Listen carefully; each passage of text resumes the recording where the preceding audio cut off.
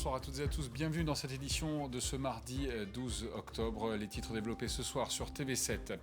Incendie à la cathédrale Saint-André de Bordeaux, ou du moins un exercice de simulation pour le sauvetage des œuvres d'art en cas d'incendie, c'est ce que nous verrons dans un instant. Fini la gratuité des tests pris en charge contre la Covid-19 à partir du 15 octobre, des tests PCR aux antigéniques, un prix de dépistage compris entre 22 et 45 euros, mais c'est aussi la fin pour les pharmaciens fortement sollicités en cette période. Enfin, le Café Joyeux s'installe à Bordeaux, un restaurant solidaire qui inclut les personnes en situation de handicap. Nous sommes allés à leur rencontre. La météo pour demain, du soleil, toujours du soleil dans le ciel néo-aquitain pour ce mercredi. Côté température, elles fraîchissent un peu, elles ne dépasseront pas les 20 degrés.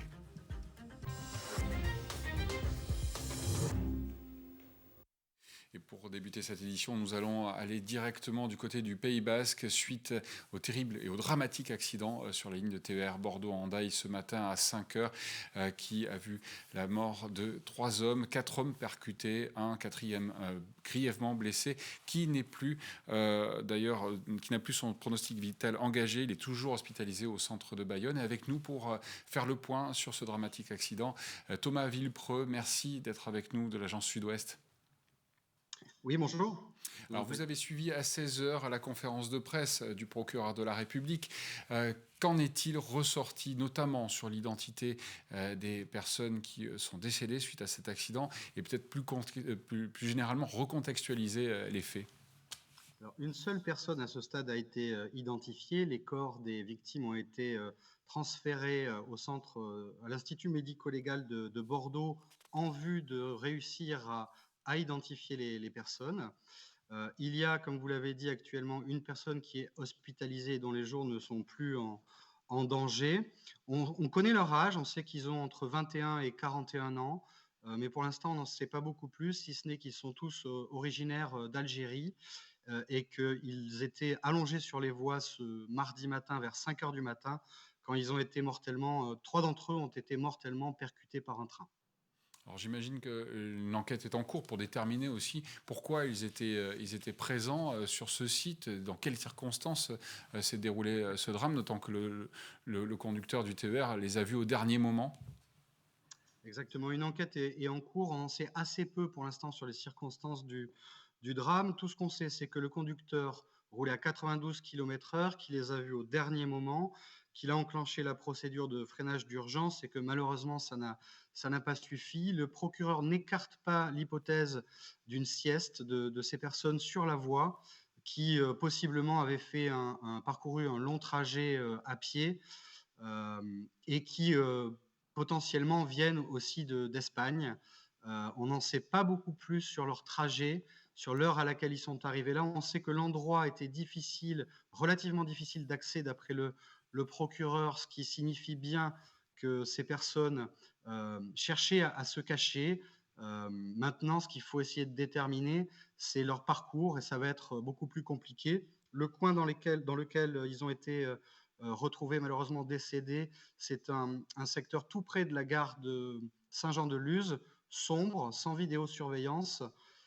Voilà, on est pour l'instant dans des circonstances de lieu assez claires, mais un parcours difficile à tracer. Merci infiniment Thomas Villepreux de nous avoir éclairé sur ce dramatique accident qui a eu lieu, donc je le rappelle, ce mardi matin à 5h proche de la gare de Saint-Jean-de-Luz, donc sur la ligne TER Bordeaux-Hendaye. On poursuit ce journal avec un exercice inédit à la cathédrale Saint-André de Bordeaux après l'incendie de Notre-Dame de Paris il y a 2 ans et de la cathédrale de Nantes durant l'été 2020. La protection des œuvres d'art que ces édifices renferment est devenue une priorité. Un détachement de sapeurs-pompiers spécialisés dans ce type d'intervention a d'ailleurs été créé en Gironde, des pompiers qui se sont entraînés lors d'une simulation ce matin à la cathédrale de Bordeaux. Franck Poirot les a suivis.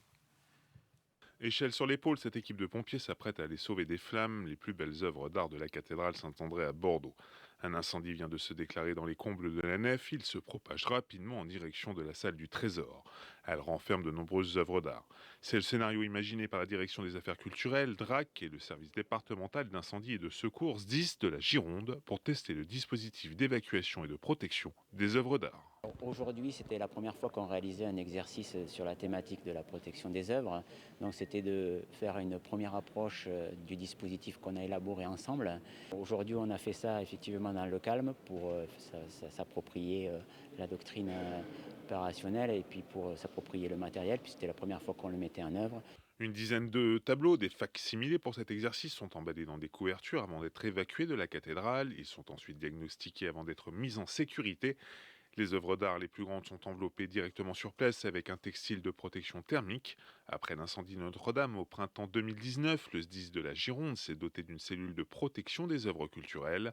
En partenariat avec la DRAC, ils ont imaginé un plan de sauvegarde des biens culturels de la cathédrale. Ils hiérarchisent d'une certaine manière la sauvegarde des œuvres d'art en leur donnant une priorité ou non, selon des critères précis. Donc comme je vous le disais, plusieurs critères artistiques, critères liés à la valeur cultuelle. On a par exemple des reliques qui sont intégrées dans ce plan de sauvegarde, qui ont une valeur inestimable pour le clergé en particulier. Pour le moment, seule la cathédrale de Bordeaux est dotée d'un plan de sauvegarde des biens culturels. Les autres lieux de la ville renfermant des œuvres d'art devraient avoir le leur prochainement. Un autre exercice de ce type, mais de plus grande ampleur, devrait être organisé à nouveau courant 2022 à la cathédrale Saint-André de Bordeaux. Et on part dans le Blayais avec la centrale nucléaire du Blayais qui va faire l'objet les 20 et 21 octobre prochains d'un exercice de sûreté nucléaire. Objectif, tester l'ensemble des procédures du dispositif d'alerte et de la gestion de crise. Afin de protéger la population, un exercice réglementaire obligatoire tous les 5 ans. Avec cette particularité cette année, le périmètre de protection des populations est passé de 10 à 20 km. Désormais, il concerne 80 communes et plus de 80 000 personnes réparties sur les départements de la Gironde et de la Charente-Maritime, comme nous le précise la sous-préfète de Blaye. Alors, encore une fois, déjà sur le périmètre de cet exercice, il y a des choses à coordonner puisque 2 départements sont concernés, la Gironde et la Charente-Maritime. Donc, il s'agit aussi de coordonner nos dispositifs. Il s'agit également justement de travailler avec les élus qui, jusqu'à présent, n'ont pas été concernés par le risque nucléaire et par ce périmètre particulier d'intervention. Donc ça fait deux éléments qui sont nouveaux par rapport à l'exercice de 2016. Eh bien, monsieur et madame tout le monde, comme vous venez de le dire, seront impliqués parce que l'on va communiquer sur les mesures de protection des populations, donc les mesures réflexes à appliquer en cas d'urgence. Ils seront évidemment en lien et pourront poser des questions à leurs élus locaux, le cas échéant, qui vont être pleinement investis dans le cadre de cet exercice. Et puis, c'est vrai qu'on a axé aussi cet exercice sur la communication et la pédagogie à l'égard des établissements scolaires. Je vous le disais dans les titres, fini la gratuité. La prise en charge des tests contre la Covid-19 prendra donc fin le 15 octobre prochain. Des tests PCR aux antigéniques. Le prix d'un dépistage sera donc compris entre 22 et 45 euros. À peine un an après avoir fait dépister en masse dans leurs officines, les pharmaciens espèrent donc un retour à une activité normale grâce à cette mesure. Bénédicte Doha. Avec plus de 150 millions de dépistages réalisés depuis 2020, la France est l'un des pays européens qui testent le plus. Après presque un an à dépister quotidiennement, les pharmaciens sont à bout de souffle. Nous ressortons depuis de cette activité de vaccination, de tests, de dépistage, fatigués. Et après avoir essayé de ne pas laisser des activités de côté. Nous avons des malades, nous avons affaire à des malades. On ne peut pas laisser un malade atteint d'un cancer de côté pour pouvoir tester. Donc la profession a donné beaucoup. Au plus fort de la demande, cette pharmacie de Mérignac réalisait jusqu'à 500 tests antigéniques par mois. Même si la fin de la gratuité du dépistage laisse espérer une accalmie, un retour à la normale n'est pas prévu cet hiver.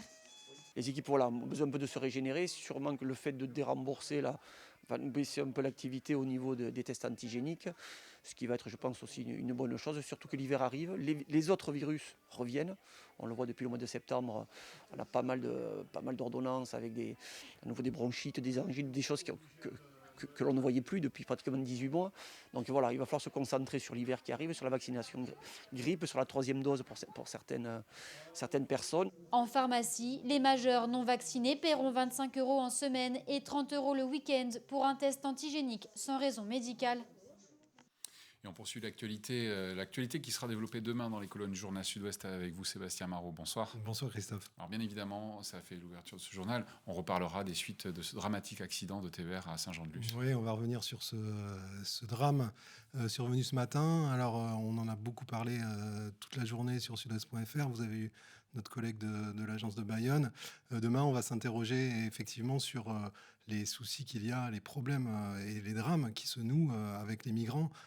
Dans la mesure où il semblerait que ce soit des migrants qui étaient victimes de ce terrible accident. On a parlé effectivement aussi d'un exercice incendie à la cathédrale qui fait bien évidemment écho à ce qu'on a connu à Paris avec Notre-Dame. Alors bien évidemment, Notre-Dame, on en prend soin, elle se reconstruit peu à peu et notamment en Dordogne. Oui, on est allé voir une scierie, la scierie Delors à Tocane-Saint-Apre en Dordogne, qui est une des 5 scieries qui prépare les poutres de la cathédrale Notre-Dame, donc qui reçoit ces chaînes parfois bicentenaires, qui les prépare, qui les découpe, qui les met en place pour ensuite les emmener à Notre-Dame. Ils ont de l'or dans les mains, ça c'était facile. C'est enfin une interview de Françoise Rudetsky à lire dans les colonnes du journal. Oui, Françoise Rudetsky qui sera l'invitée des rencontres Sciences Po Sud-Ouest jeudi. Les rencontres Sciences Po Sud-Ouest qui s'étaient interrompues l'année dernière pour les raisons que l'on sait et qui reprennent. Françoise Rudetsky qui est la fondatrice de l'association SOS Attentat et qui nous parle évidemment en cette période de procès des attentats du 13 novembre, de comment son association aide les victimes et depuis de nombreuses décennies déjà. C'est très important. Merci beaucoup Sébastien d'avoir fait le point avec nous pour les éditions du journal Sud-Ouest demain, mais aussi sur sudouest.fr. Allez, on poursuit ce journal avec 12 hectares d'espace vert pour créer un parc public au sein de la Cité du Grand Parc. C'est ce que la ville de Bordeaux a entrepris en février 2020, des travaux quasi achevés aujourd'hui. L'association Renaissance des Cités d'Europe organisait d'ailleurs ce mardi pour ses adhérents une visite commentée par le maître d'œuvre paysagiste à laquelle a assisté Dominique Parmentier. Nous allons découvrir ce qui est un patrimoine naturel au sein d'une ville. Et c'est ça qui est intéressant, c'est de voir comment les citoyens vont pouvoir s'approprier cette nature dans la ville. Mettre en valeur cet espace naturel de 12 hectares au sein de ce quartier construit dans les années 60-70, c'était le premier objectif visé par sa requalification en parc public. C'est le 3e parc quand même de l'agglomération bordelaise et c'est un parc qui était inconnu parce qu'il est ceint de grands bâtiments qui fait qu'il est quand même invisible depuis l'extérieur. Donc en fait la plupart des gens ne savent pas qu'il y a un parc de cette dimension au sein de grands parcs. Donc la première de notre mission c'était de le donner à voir, de le donner à faire connaître. Reste à poser la signalétique, ce sera fait d'ici la fin de la première phase, dans 2 mois. Un parc réaménagé certes, mais sur l'existant.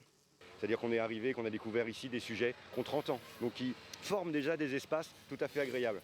Alors c'est vraiment une richesse pour nous de pouvoir bénéficier de ça, parce que sans ça, il faut attendre 30 ans pour voir les premiers espaces constitués par le végétal. Et c'est en même temps extrêmement contraignant.